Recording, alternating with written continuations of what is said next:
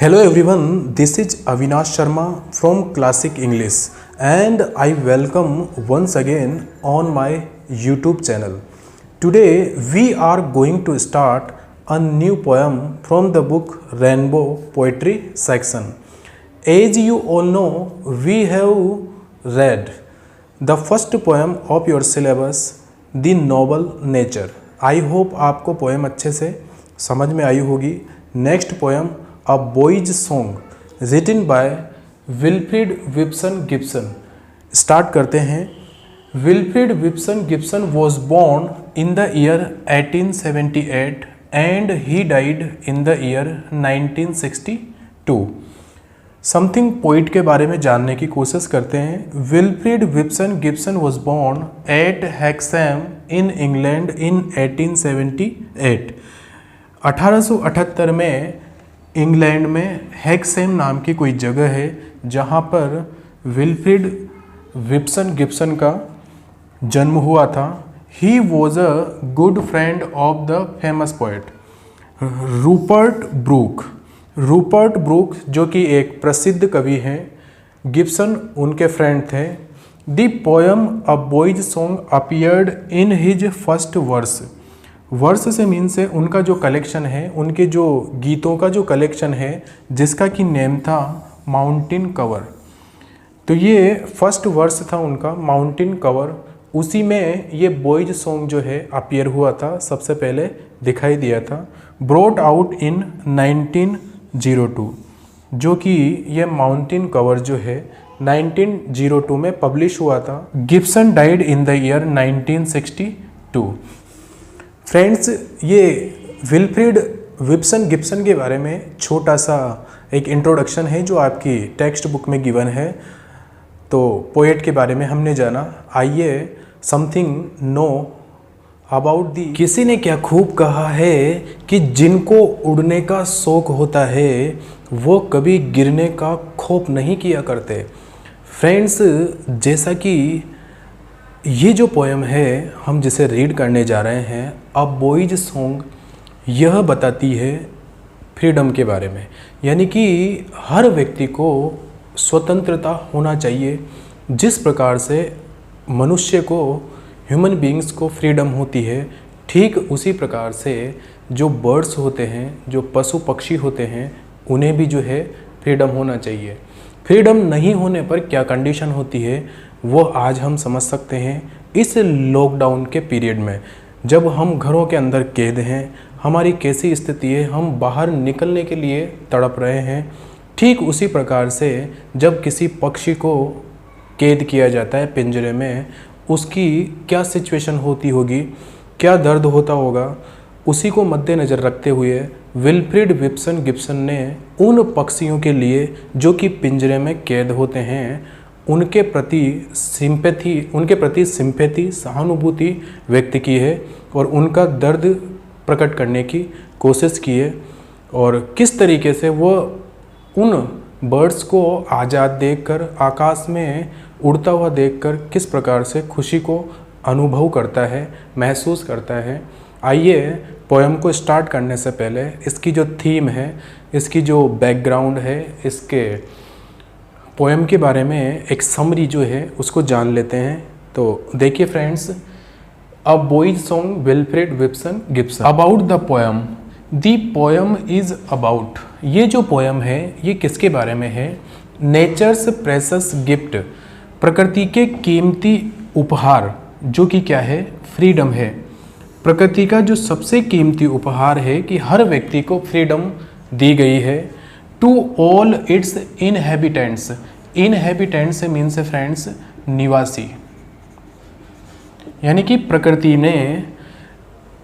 प्रकृति का एक महत्वपूर्ण और कीमती उपहार है और वो उपहार है फ्रीडम, जो कि धरती पर रहने वाले सभी पशु पक्षी, चाहे मानव हो, पशु हो या पक्षी हो, सभी को ये कीमती उपहार है जो प्रकृति के द्वारा दिया गया है. प्रत्येक व्यक्ति को स्वतंत्रता का ये अमूल्य उपहार जो है वो मिला है.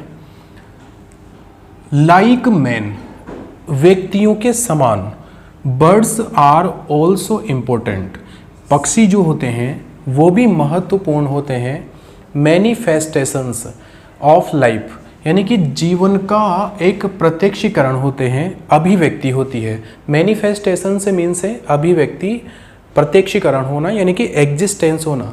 यानी कि जिस प्रकार से मैन का एग्जिस्टेंस अर्थ पर होता है, ठीक उसी प्रकार से जीवन में इन बर्ड्स का भी उतना ही इम्पोर्टेंस होता है, उतनी भी इनका एग्जिस्टेंस होता है जैसा कि मैन का होता है। देट एड, जो कि अभिवृद्धि करते हैं, जोड़ते हैं, to the beauty of nature, यानी कि ये जो बर्ड्स हैं ये भी प्रकृति के सौंदर्य में अपना कंट्रीब्यूशन देते हैं, अपना योगदान देते हैं। एंड जॉय ऑफ ह्यूमैनिटी, और मानवता को आनंद प्रदान करते हैं। ओनली व्हेन, केवल तब जब दे आर अलाउड, जब इनको अनुमति दी जाती है, to fly free in the open air, यानी कि खुले आकाश में स्वतंत्र रूप से उड़ने के लिए। खुले आकाश में स्वतंत्र रूप से उड़ने के लिए जब इन बर्ड्स को अनुमति दी जाती है, अलाउ किया जाता है, तब ये जो है मानवता को आनंद प्रदान करते हैं और प्रकृति में जो अपनी सुंदरता है उसको ऐड करते हैं। यानी कि प्रकृति इन्हीं के द्वारा सुंदर लगती है और मानव इन्हीं के थ्रू जो है आनंद, यानी कि नेचर, अर्थ पर बर्ड्स की भी काफ़ी इम्पोर्टेंस है जैसे कि मैन की है। दी वास्ट एक्सपेंसेज, वास्ट का मीन्स होता है फ्रेंड्स ह्यूज, विशाल, एक्सपेंस का मीन्स होता है विस्तार। ये जो विशाल विस्तार है ऑफ द लिमिटलेस स्काई, असीमित आकाश का जो ये विशाल विस्तार है, उस विस्तार में यदि इन पक्षियों को खुले आकाश में उड़ने की अनुमति दी जाए तो ये प्रकृति और मानवता के लिए सुंदरता प्रदान करते हैं और आनंद प्रदान करते हैं। The poem expresses the poet's feelings. अब इसको ध्यान से समझिए फ्रेंड्स, आप इसको as a theme central idea मान सकते हैं। पोएम में क्या एक्सप्रेस किया गया है, पोएट्स की फीलिंग्स को एक्सप्रेस किया गया है, कवि की जो भावनाएं हैं उनको बताया गया है। ऑफ इंटेंस जॉय, जो कि घनी आनंद से भरी हुई है, अत्यधिक खुशी से भरी हुई है। विच स्प्रिंग, जो उत्पन्न होती है फ्रॉम रियलाइजेशन, इस अनुभव से। कवि की जो फीलिंग्स है इस अनुभव से उत्पन्न होती है कि ऑल बर्ड्स अनकेज्ड, सभी जो बर्ड्स हैं अनकेज्ड, यानी कि अनकेज्ड हैं, आज़ाद हैं, पिंजरे में कैद नहीं हैं। एंड फ्री टू फ्लाई, उड़ने के लिए स्वतंत्र हैं। फ्रॉम प्लेस टू प्लेस, एक स्थान से दूसरे स्थान पर। कवि को कौन सी चीज़ उसकी फीलिंग्स को बढ़ा देती है, उत्पन्न कर देती है और वो खुशी की अनुभूति करता है जब वह एक स्थान से दूसरे स्थान पर पक्षियों को, बर्ड्स को आकाश में खुला उड़ता हुआ देखता है, अनकेज्ड यानी कि फ्री देखता है। फ्रॉम द ग्रीन ट्रीज, उन हरे भरे पेड़ों से, मीन्स फॉरेस्ट से, जंगल से, टू द ब्राइट स्काईज, उस चमकीले आकाश में वो उड़ते हैं।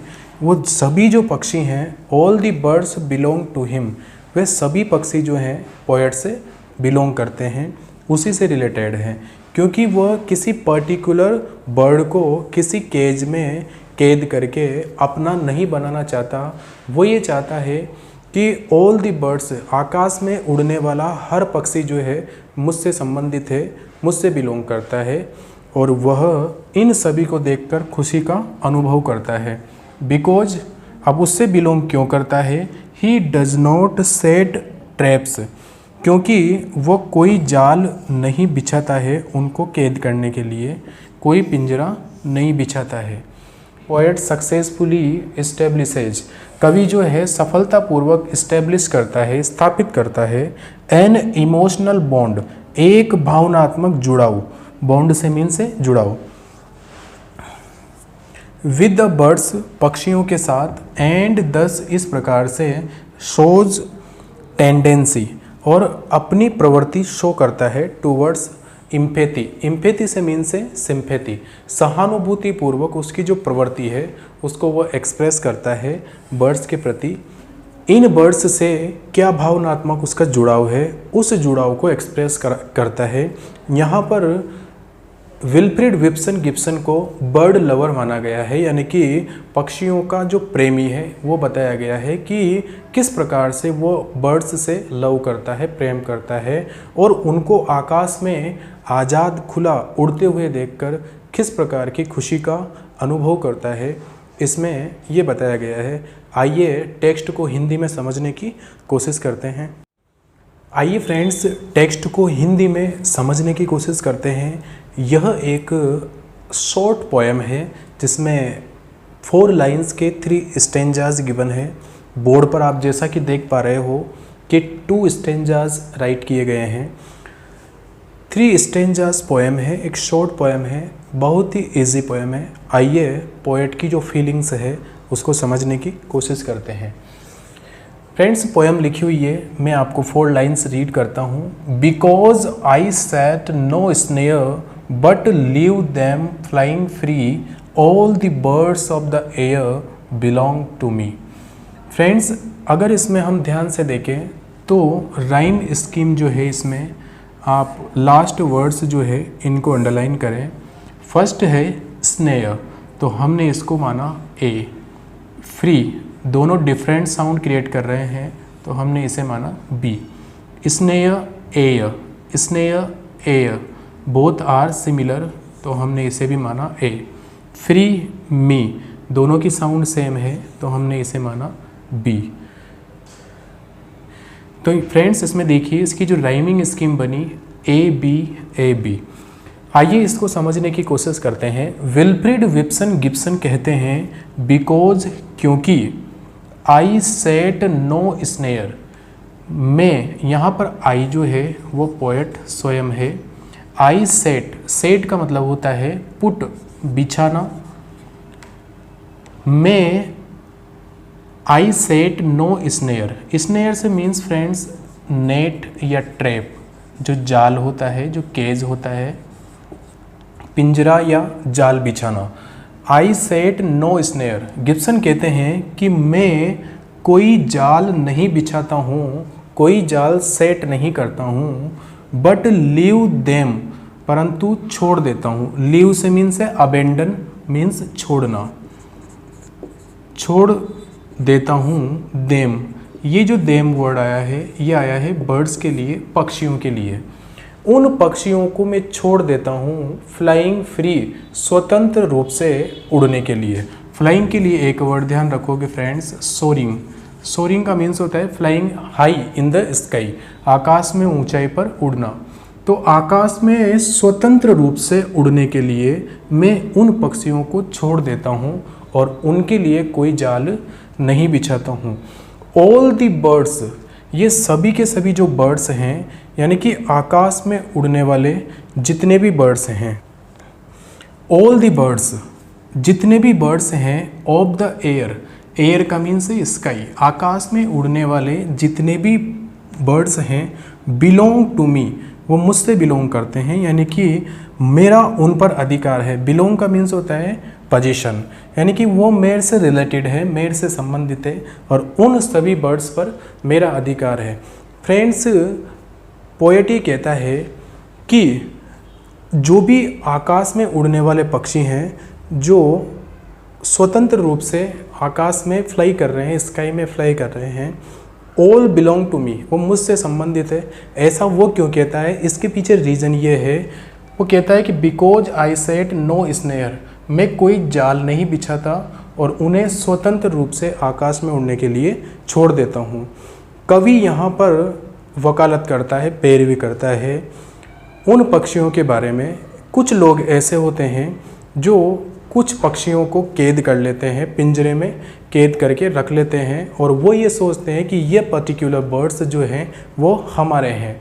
परंतु यहाँ पर पोएट जो है किसी भी बर्ड को कैद नहीं करता है और ये मानकर चलता है कि जितने भी बर्ड्स स्काई में हैं, आकाश में उड़ने वाले हैं, छोटे से लेकर बड़े सभी पक्षी जो है वो उसी से संबंधित है, उस पर अधिकार है, क्योंकि वो किसी के लिए कोई जाल नहीं बिछाता है। इन 4 लाइन्स में जो है पोएट उन बर्ड्स और एनिमल्स की पैरवी करता है और उनकी फ्रीडम को लेकर, स्वतंत्रता के बारे में बताता है कि बर्ड्स और एनिमल्स को भी प्रॉपरली ह्यूमन बीइंग के जैसे, मानव के जैसे स्वतंत्रता मिलनी चाहिए। किसी भी पर्टिकुलर व्यक्ति को कैद में नहीं रखना चाहिए, चाहे वह इंसान हो या फिर पक्षी हो या ये बच्चों। नेक्स्ट स्टेंजा को समझने की कोशिश करते हैं। नेक्स्ट स्टेंजा जो है, इसमें अगर ध्यान से देखें तो लास्ट वर्ड जो है स्लो हमने माना ए, हाइट तो ये डिफरेंट साउंड है बी, गौ इसका प्रोनाउंसिएशन जो है वो होता है गौ, स्लो गौ, both are same and height delight both are same, A B. इसकी भी जो राइमिंग स्कीम है सेम फर्स्ट स्टेंजा के जैसी है, ए बी। नेक्स्ट स्टेंजा देखिए friends, from the blue tit on the sloe to the eagle on the height, uncaged they come and go for my delight. Poet Wilfrid विप्सन Gibson कहते हैं कि from the blue tit, यानी कि blue tit से लेकर on the slow. अब friends समझिए, ये ब्लू टिट जो है स्मॉल काइंड ऑफ बर्ड होता है, एक छोटी सी चिड़िया होती है, छोटा सा पक्षी होता है जिसे भारत में राम गंगरा के नाम से जाना जाता है। यानी कि जितने भी बर्ड्स हैं उनमें सबसे स्मॉल होती है ब्लू टिट, एक छोटी सी चिड़िया। ऑन द स्लो, जो कि एक स्लो पर, स्लो का मीन्स यहाँ पर श्रब से है, जंगली आलूचा,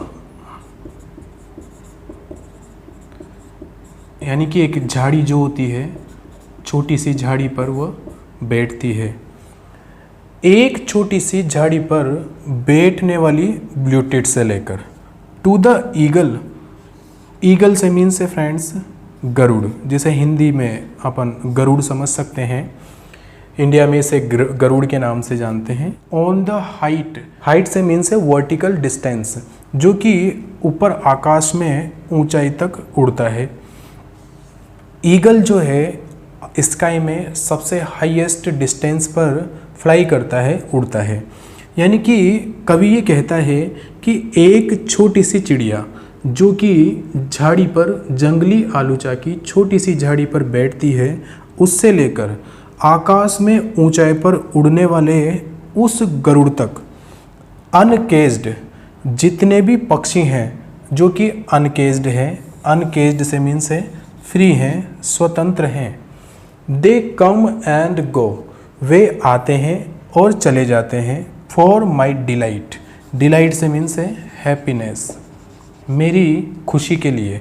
वो छोटी सी ब्लू टिट जो कि झाड़ी पर बैठती है तथा आकाश में ऊंचाई पर उड़ने वाला वो ईगल जो कि सभी के सभी स्वतंत्र हैं, वे उस पोएट की हैप्पीनेस के लिए, डिलाइट के लिए उसके पास आते हैं और चले जाते हैं।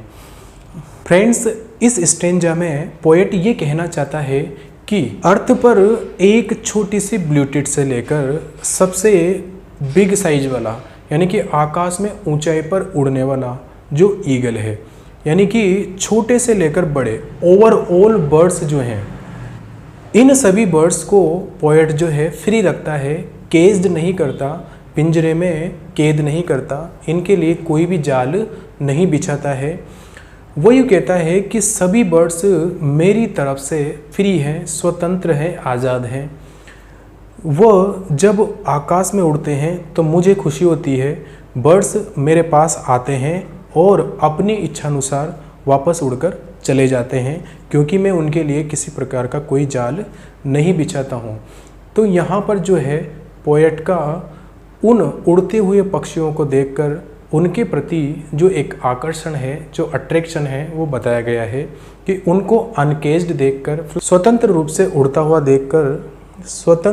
उड़ता हुआ देखकर कवि को किस प्रकार से खुशी का अनुभव होता है, वो डिलाइट फील करता है और ये मानकर चलता है कि उन पक्षियों के आने और जाने से, यानी कि वो बिल्कुल फ्री है, स्वतंत्र हैं, उनको उनकी स्वतंत्रता को देखकर पोएट को जो है खुशी का अनुभव होता है, हैप्पीनेस का। आइए फ्रेंड्स लास्ट स्टेंजा को देखते हैं, पोएम का last stanza.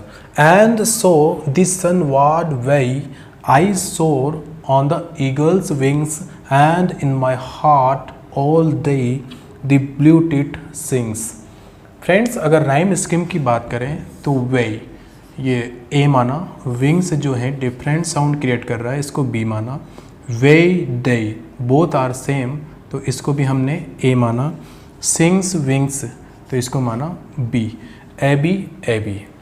Friends last stanza जो है वह पोएट उन बर्ड्स को देखकर, प्रकृति के इस सौंदर्य को देखकर इससे आकर्षित हो जाता है और इतना भाव विभोर हो जाता है कि वो अंदर से इतना खुशी को फील करता है और एक इमेजिनेशन करता है, एक कल्पना करता है। मनी मन उसकी खुशी जो है काल्पनिक हो जाती है और वो सोचने लगता है, विचार करने लगता है और खो जाता है। और वो ये कहता है एंड सो दिस सनवार्ड वे। सनवार्ड्स का मीन्स होता है फ्रेंड्स टूवार्ड्स द सन, सूर्य की ओर, यानी कि सूर्य की दिशा में, जिस साइड पर सूर्य है उस दिशा में। वही कहता है सूर्य की दिशा में, टूवर्ड्स द सन, सूर्य की ओर, ऊपर हाई आकाश में, आई शोर, शोर का मीन्स है fly high in the sky, आकाश में ऊंचाई पर उड़ना। वो ऐसी कल्पना करता है, ऐसी इमेजिनेशन करता है और कहता है कि मैं आकाश में ऊंचाई पर उड़ रहा हूँ, on the eagle's wings, eagle के पंखों पर बैठकर। कवि एक ऐसी इमेजिनेशन करता है, एक ऐसी कल्पना करता है कि उस गरुड़ के पंखों पर बैठकर वह सूर्य की दिशा में जा रहा है, आकाश में ऊपर की ओर उड़ते हुए। ऐसा मनी मन ऐसा फील करता है और अपने आप को आनंदित करता है, डिलाइटेड फील करता है। उस ईगल के पंखों पर बैठकर आकाश में उड़ता हुआ सूर्य की दिशा में जा रहा है और उसे काफ़ी खुशी का अनुभव हो रहा है, अत्यधिक प्रसन्न है और डिलाइटेड है। एंड इन माई हार्ट, और वो ये कहता है कि मेरे हार्ट में, मेरे हृदय में, ऑल डे, पूरे दिन, यानी कि वो इतनी अधिक खुशी फील करता है, अपने आप को इतना डिलाइटेड फील करता है और इतना खो जाता है उस खुशी में, अट्रैक्ट हो जाता है और ऐसा फील करता है कि उसके दिल में, उसके हार्ट में द ब्लू टिट सिंग्स, वो जो ब्लू टिट है, जो राम गंगरा है, वो सिंग करती है, गाती है। ब्लू टिट जो है वो मधुर गीत गाती है, स्वीट सॉन्ग्स गाती है और पोएट जो है ऐसा फील करता है कि वो स्वीट सॉन्ग्स जो है राम गंगरा के, ब्लू टिट के मेरे कानों में दिन भर जो है गूंजते हैं, ऐसा फील होता है। और मेरा हार्ट जो है, मेरा जो दिल है, उसके मधुर गीतों को सुनकर गदगद हो जाता है और मैं अत्यधिक हैप्पीनेस, डिलाइटेड फील करता हूँ, खुशी का अनुभव करता हूँ।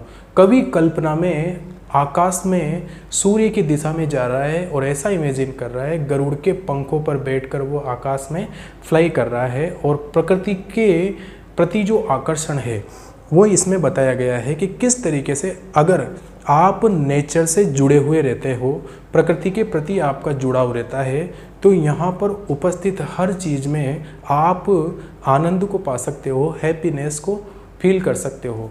अगर आप चीज़ों के प्रति जुड़ाव रखोगे, अटैचमेंट रखोगे, एक बॉन्ड रखोगे, तो आपको उनसे खुशी मिलेगी, चाहे वो मनुष्य हो, चाहे वो बर्ड्स हों, चाहे वो एनिमल्स हों।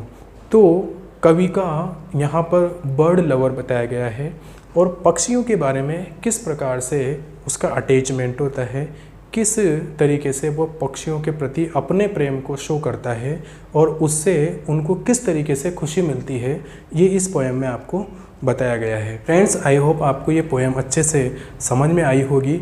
यदि आपको किसी प्रकार की कोई प्रॉब्लम होती है तो प्लीज़ कमेंट्स कीजिए। I would try to solve your all kinds of problem and keep learning and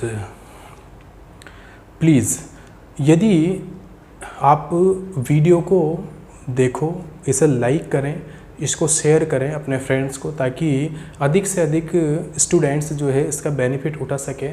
and subscribe ज़रूर करें चैनल को यदि आपने अभी तक सब्सक्राइब नहीं किया है तो। I hope you are studying at home. Please keep safe and stay home and follow the rules of lockdown. Thank you very much.